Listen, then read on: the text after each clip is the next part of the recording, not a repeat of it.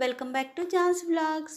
ఈరోజు వీడియోలో బీట్రూట్ పన్నీర్ చపాతీ అయితే చేశానండి. చాలా అంటే చాలా బాగున్నాయి, చాలా టేస్టీగా ఉన్నాయి, చాలా సింపుల్గా చేసుకోవచ్చు. పన్నీర్ని అయితే లోన స్టఫింగ్ అయితే పెట్టానండి. చాలా కమ్మగా ఉన్నాయి చపాతీలు అయితే. చాలా ఈజీగానే చేసేసుకోవచ్చు. ఇంకా ప్రాసెస్లోకి అయితే వెళ్ళిపోదామండి. ఇంకా స్టవ్ ఆన్ చేసుకుని ఒక గిన్నె అయితే పెట్టుకున్నాను. ఒక గ్లాసుడు వాటర్ వేసి ఇంకా స్టవ్ మీద అయితే పెట్టుకున్నాను. ఇంకా బీట్రూట్ని అయితే స్టీమ్ చేసుకోవాలండి. ఇంకా పైన తొక్క అయితే తీసేసుకున్నాను. ఇంకా బీట్రూట్ని 4 భాగాలుగా కట్ చేసుకుని ఒక జల్లెట్లో పెట్టుకుని ఇంకా మూత పెట్టుకుని స్టీమ్ చేసుకోవాలి. మనం స్టీమ్ చేసుకోవడం వల్ల మనకి బీట్రూట్ ఫ్లేవర్ అనేది తెలియదండి, కానీ మనం స్టీమ్ చేసుకోవడం వల్ల కొంచెం హెల్తీగా కూడా తినొచ్చు. ఈ వాటర్ కూడా పనికొస్తదండి మనం చపాతీ పిండిలోకి కలుపుకోవడానికి. ఇంకా గ్యాస్ అయితే ఆఫ్ చేసి దించేసాను. ఇంకా బీట్రూట్ ముక్కల్ని సన్నగా కట్ చేసుకున్నాను ఇంకా మిక్సీ పట్టడానికి. మెత్తగానే ఉంటాయి కాబట్టి త్వరగానే మిక్సీ పట్టేసుకోవచ్చు. ఇంకా మనం స్టీమ్ చేసిన వాటర్ కూడా వేసి ఇంకా మిక్సీ పట్టేసుకోవాలి. చూడండి చాలా మెత్తగా ఉంది బీట్రూట్ పేస్టు. ఇంకా పక్కన పెట్టుకుందాము. ఇంకా ఒక పళ్ళెం తీసుకుని ఒక కప్పు అయితే తీసుకున్నానండి. 2 కప్పుల చపాతీ పిండి అయితే తీసుకున్నాను.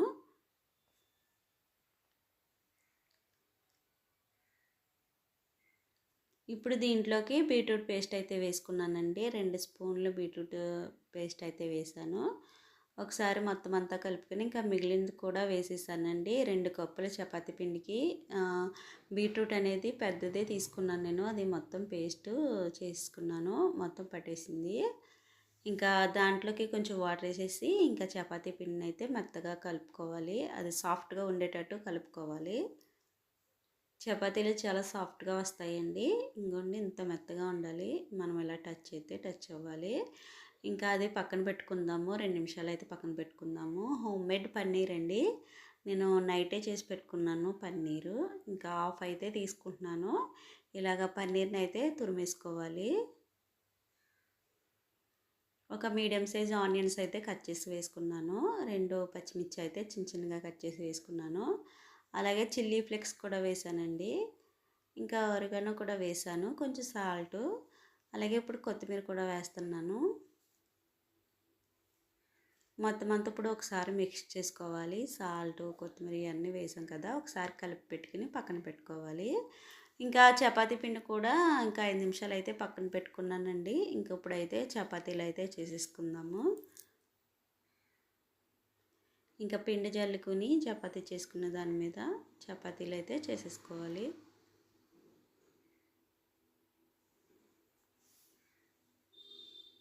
నాకు చపాతీలు అయితే రౌండ్గా చేయటం రాదండి.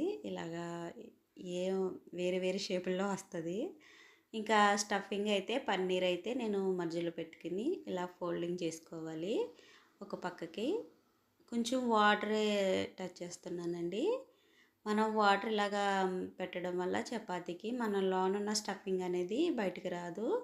చపాతీ అంటుకుంటుందండి వాటర్కి. ఇలాగా ఆ పక్కన ఈ పక్కన ఇలా ఫోల్డ్ చేసుకోవాలి.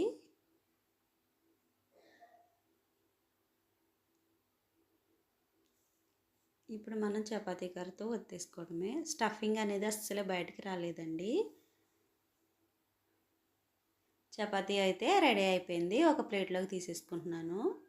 వేరే విధంగా కూడా చేస్తున్నానండి. ఇంకా స్టఫింగ్ అయితే లోన పెట్టేసుకుని ఇంకా ఇలా ఫోల్డింగ్ చేసుకుంటున్నాను.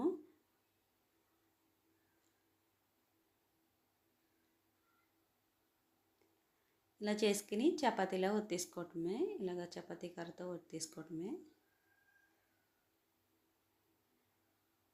దీంట్లో కొంచెం అయితే స్టఫింగ్ కొంచెం బయటకు వచ్చినట్టు అనిపించింది. ఇంకా పక్కన పెట్టేసుకున్నాను చపాతీలన్నీ చేసి. ఇంకా చపాతీ చేసినప్పుడు ఏదో ఒక కర్రీ చట్నీ కానీ ఉండాలండి. లేకపోతే ఇంకా చపాతీలే తినరు. ఇంకా ఇన్స్టెంట్గా టమాటా చట్నీ అయితే చేద్దాం అనుకుంటున్నాను. 4 పెద్ద టమాటాలు అయితే తీసుకున్నానండి. ఇలాగ 2 భాగాలుగా కట్ చేసుకుని ఆయిల్ వేసుకుని టమాటా ముక్కలు, అలాగే ఒక పెద్ద సైజు వెల్లుల్లి కూడా తీసుకున్నాను. ఇంకా అవి కూడా తొక్కలో ఒలిచి ఇంకా వెల్లుల్లి అయితే వేసేసాను. ఇంకా టమాటాలు ఉడికిన తర్వాత పైన తొక్క అయితే తీసేసానండి. పైన అన్నిటికి తొక్క అయితే రిమూవ్ చేస్తాను. ఇంకా వేరే వైపు టర్న్ చేసుకుని మూత పెట్టుకుని ఉడికించుకోవడమే. టమాటాలు చాలా సాఫ్ట్గా ఉడికిపోయాయి. ఇంకా గ్యాస్ అయితే ఆఫ్ చేస్తాను. ఇంకా ఒక బౌల్ అయితే తీసుకుని ఇంకా టమాటాలు అయితే బౌల్లోకి అయితే వేసేస్తున్నానండి. మనం మెత్తగా మిక్సీ అన్నా పట్టుకోవచ్చు. నేను మెత్తగా ఉడికిపోయాయి కాబట్టి ఇంకా గరిటెతో అయితే ప్రెస్ చేస్తానండి. మనకి బాగా ఉడికిపోయిన టమాటాలే కాబట్టి మిక్సీ పట్టిన అవసరం లేదు. ఇలా గరిటెతో స్మాష్ చేస్తే గట్టిగా స్మాష్ అయిపోతుంది. దీంట్లోకే ఒక చిన్న సైజు ఆనియన్ కట్ చేసి వేసాను, పచ్చిమిర్చి, అలాగే కొంచెం సాల్టు, ఒక టీ స్పూన్ కారం కూడా వేసాను, ఇంకా కొత్తిమీర. చాలా బాగుంటుందండి ఇన్స్టెంట్ చట్నీ. ఇంకా ఆయిల్ కూడా ఒక టీ స్పూన్ ఆయిల్ కూడా వేడి చేసి వేస్తున్నాను. ఆయిల్ వేసిన తర్వాత ఇంకా లెమన్ అయితే పిండానండి. చాలా అంటే చాలా బాగుంటుంది చట్నీ. ఇన్స్టెంట్గా 5 నిమిషాల్లో అయిపోతుందండి. చాలా ఈజీగా అయిపోతుంది. చాలా టేస్టీగా ఉంటుంది. చపాతీల్లోకి కూడా చాలా బాగుంది. మీరు ఇలాగ ఈజీగా చేసుకోండి. ఇంకా చపాతీని అయితే ఇంకా ఇంకా కడాయి పెట్టుకుని ఇంకా చపాతీని అయితే వేసేసుకున్నాను. వేరే వైపు టర్న్ చేసుకున్నాను చపాతీని. మీడియం ఫ్లేమ్లో పెట్టుకుని ఉడికించుకోవడమే చపాతీ. ఇంకా గీ అయితే అప్లై చేస్తున్నానండి.